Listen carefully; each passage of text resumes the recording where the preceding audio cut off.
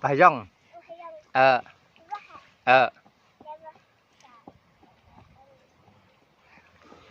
Gió lại dương rồi.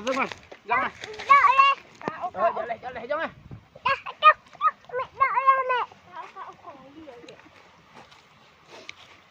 Gió lại gió con. Đợi đây mẹ. Ê, xong ơi. 2, 3. Vô.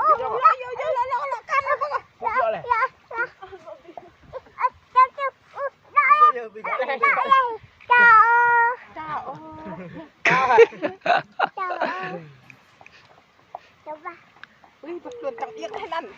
Yếc hả? Chị yếc hả? Cho đặt tên đề rồi. Tên lại này rồi.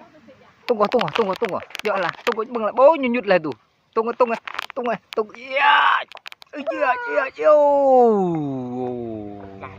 Lại lẽ càn này nó bừng quá càn này ai. Dạ.